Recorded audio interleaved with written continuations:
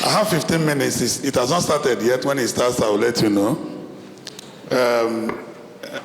To represent the governor of Abia State, Okezie, PhD. He's an Adventist and currently is the highest political officer we have in our church in Nigeria. He's been governor for about 4 years now, and his paper is with me. I will just speak to the paper.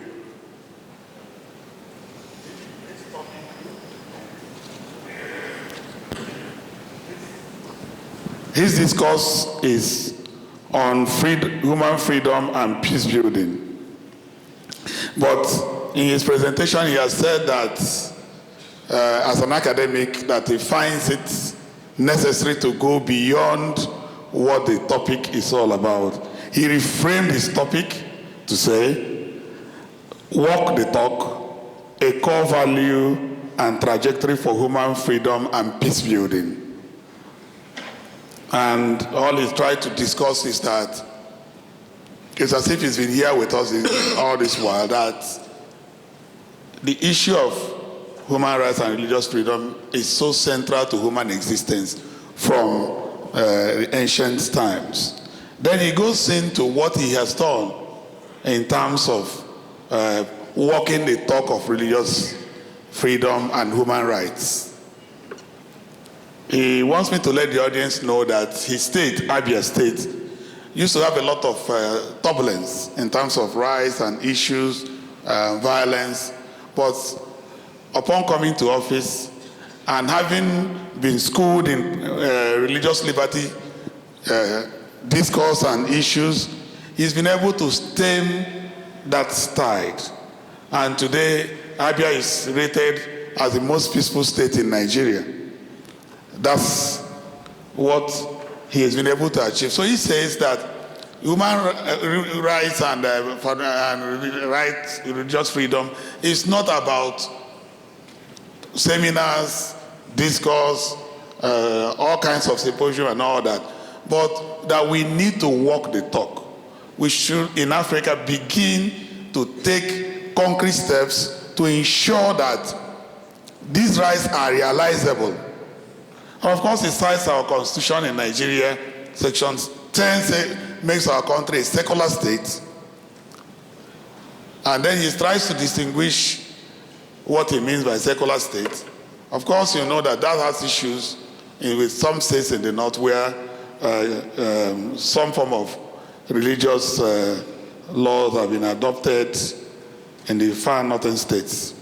Now, he gives some examples like in Abia, what has this work been?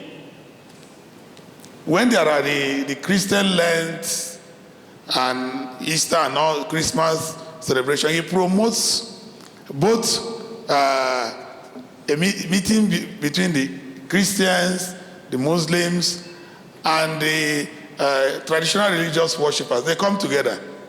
He promotes their meetings, and they begin to build confidence among themselves and begin to de-emphasize some of the issues that stoke problems. And then when the Muslims have their own fast and all that, the state encourages them to ensure that all the religions also more or less either participate or support them. This is because the state, the city of Aba, because of its commercial sensitiveness and centrality in the entire West African sub-region, brings in people from all parts of the sub-region, not only from Nigeria. And people come with their religious beliefs and their requests for and demand for rights. So when he's been able to stem those issues, many people have returned back to Abana, and the state is doing well now. and many other states are beginning to copy the magic, so to speak, that is done in Aba. So he goes on to do some more, call it philosophical discourse. Goes to the Treaty of Westphalia, the 30 Years' War in Europe, and lessons to learn from there. And then he comes to the postulations of the American President Roosevelt that mentions 4 major freedoms and lists the right to religion or freedom of religion as the second. He believes that the right to religion should actually be the first, based on his religious persuasions, that if we don't achieve the right to religion or the freedom of religion, that the other religions will not make any meaning. And that is what has helped him to be able to bring peace among the various religions in Abia State. So he makes the following recommendations.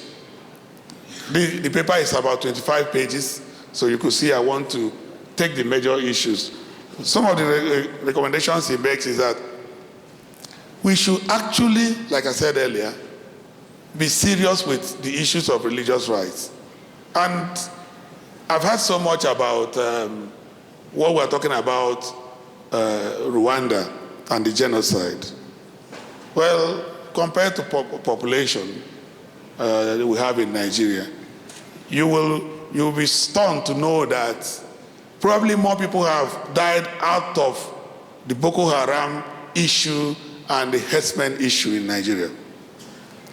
The governor of Borno State, I will make that presentation later. I'll give you some statistics. But suffice it to know as at now that close to 4 million people have died from these two twin problems. And they are essentially religious. Essentially religious. So religious discrimination, violence, intolerance can lead to several issues, several destruction and death. So he encourages us to begin to reduce our attachment and our defense of the fact that, oh, the colonial masters did this and that. The time of the colonial masters have come and gone. Africans must arise at this time, study their environment, study their religions, and be able to promote religious harmony and freedom within our context. And the Prof was saying that if you look at international instruments, one of my brothers was talking about the international civil and political rights instrument. If you look at Article 4 of that instrument, you end up virtually at nowhere in the African context. But the African Charter, Charter of People and Human Rights, it's a lot more concrete instrument. And that is because African scholars have been able to look at the issue of human rights and be able to evolve an African solution. And again, if you look at the OAU Charter, what we call terrorism globally, not many of them in Africa will qualify as terrorism because of the resistance movements we needed to put in place to achieve our independence. And it was an African solution. So these are the kind of things that are being proposed here, that we should begin to cross-fertilize ideas in the continent to reduce war, poverty, illiteracy, ignorance, which are the feeding factors for human rights abuses and religious intolerance. When people are deprived of all this, they express their frustration in some way that is difficult. So he talks about people in Africa going back to recognize the sanctity of life. The part of Africa I'm from, there is a lot of respect for sanctity.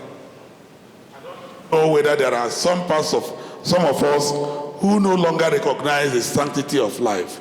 Sanctity of life is so important. He said, if God actually gave life, who are you as a human being that will not respect that right and preserve that right. He calls on African non-governmental organizations to come together to support religious freedom, and from that, he believes that what he's been able to do in Abia can be replicated in many African countries, and we'll have a better Africa. Thank you.